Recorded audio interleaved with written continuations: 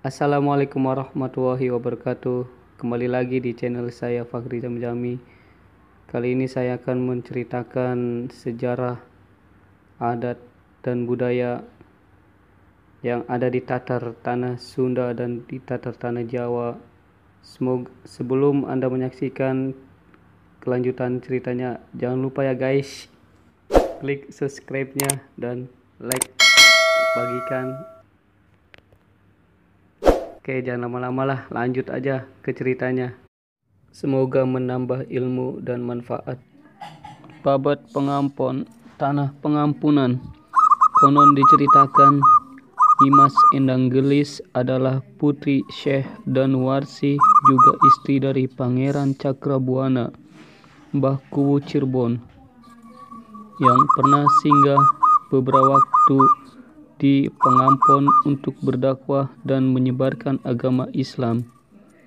Beliau Nyimas Endang Gelis meninggalkan petilasan dan sebuah sumur yang hingga sampai sekarang masih tetap terpelihara, dan juga konon beliau mendirikan sebuah surau atau musola di daerah yang namanya Tegalan,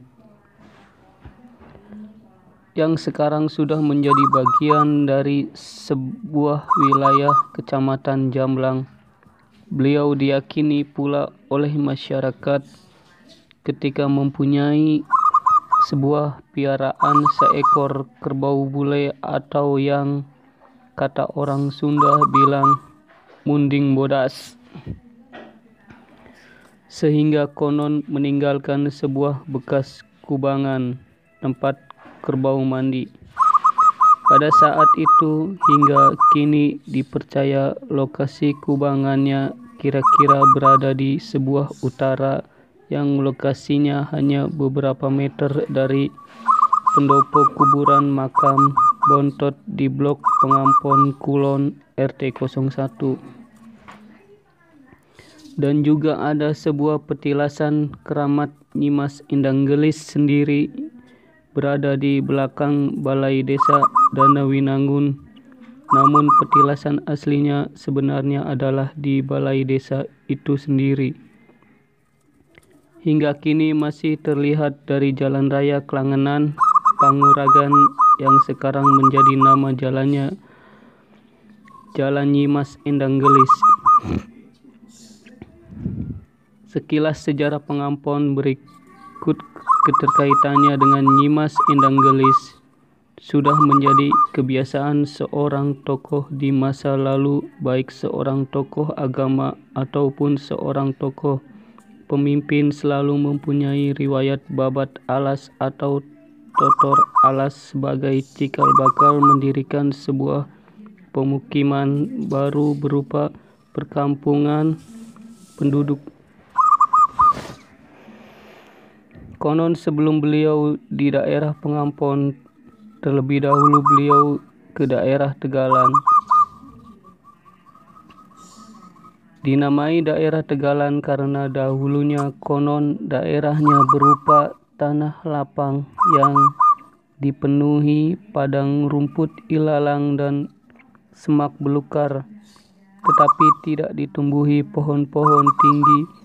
Sekarang wilayah Tegalan sudah pemekaran dan masuk ke dalam wilayah Kecamatan Jamblang, dan beliau juga sempat membangun sebuah surau atau musola, sebuah tempat untuk sholat di Blok Tegalan, dan termasuk juga yang menjadi babat alasnya beliau adalah wilayah di daerah Blok Lebak Sor dan daerah Blok Karanganyar yang sekarang juga masuk ke wilayah Desa Jamblang.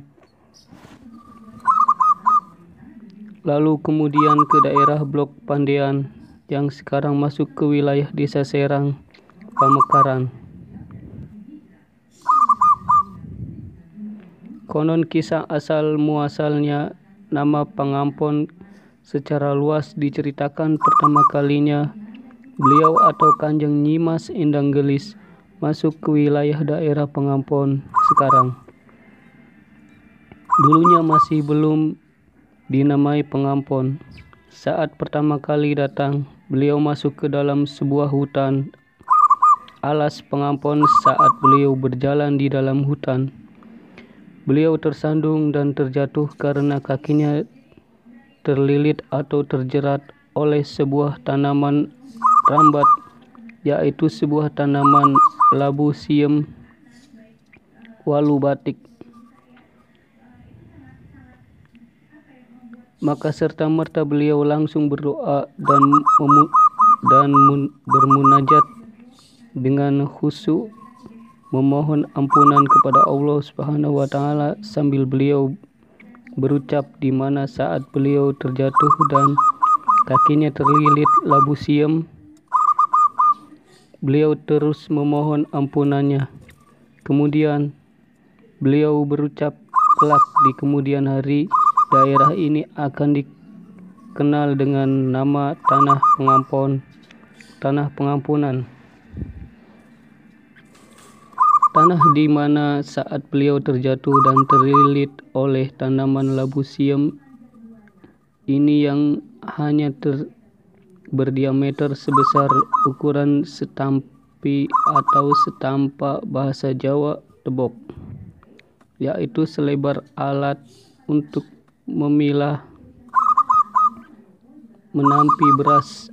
Maka dari itu konon anak cucu beliau pantangan atau larangan menanam buah labu siam dan memakan kerupuk kulit kerbau. Kemudian beliau mewujudkan ucapannya. Beliau lalu totor alas atau babat alas untuk bermukim dan tinggal di tanah pengampon.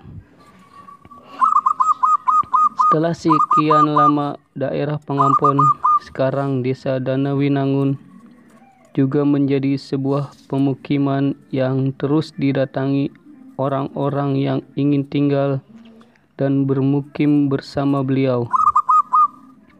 Tempat tinggal beliau masa itu adalah yang sekarang menjadi Balai Desa Danawinangun. Seiring berjalannya waktu, tempat tinggal beliau dijadikan pusat pemerintahan. Maka agar anak cucu beliau tidak mengganggu pusat pemerintahan pada masa itu, maka oleh masyarakat pengampon dibangunlah sebuah pendopo yang menyimpan benda-benda pusaka peninggalan beliau yang hingga kini menjadi pendopo buyut pengampon Nyimas Endang Gelis untuk anak cucunya kelak bagi yang ingin berziarah. Kemudian beliau juga sempat membangun Langgar Agung Masjid tempat beliau untuk beribadah yang sekarang menjadi Masjid Jami Al-Istiqomah Danawinangun.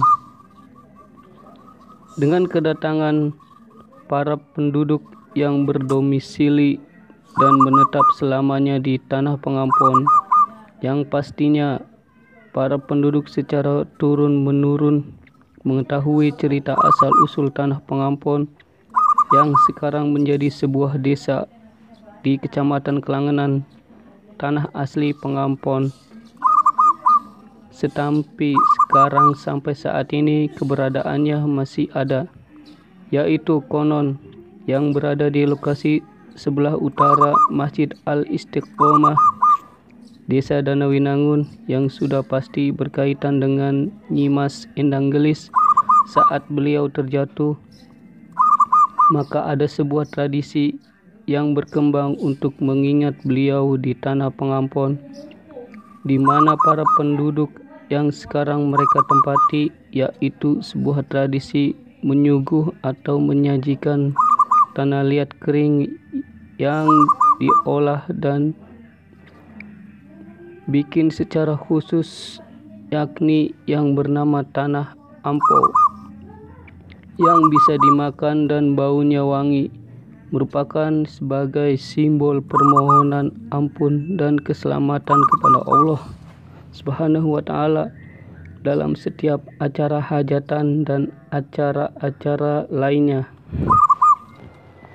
Cara pembuatan tanah liat kering dan kemudian disebut ampo ini melalui proses yang panjang dan sekarang sudah jarang dijumpai dan jarang yang membuatnya.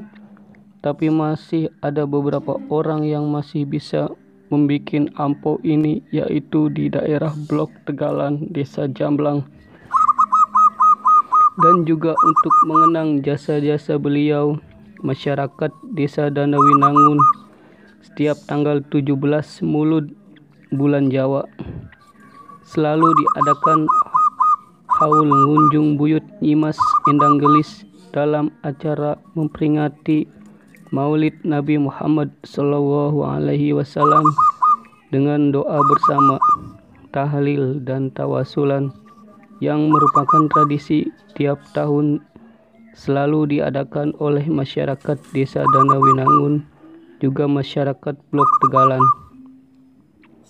Tradisi adat budaya yang sudah kita kenal ini adalah mider buyut, yaitu mengarak keliling sebuah pusaka leluhur peninggalan beliau pada masa itu berupa tombak dan lainnya, dimulai pada malam hari selesai ba'da sholat isya hingga menjelang subuh untuk berkeliling atau mengelilingi semua daerah wilayah kekuasaan beliau pada masa itu.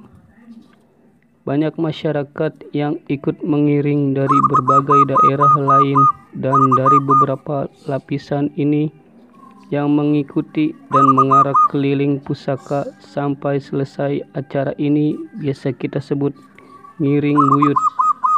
Wallahu a'lam bishawab. Pangapunten lan matur kesuwun. Sesungguhnya segala kebaikan itu datangnya dari Allah Subhanahu wa Ta'ala, dan bila ada salah kata dan hilaf dari saya, mohon dimaafkan.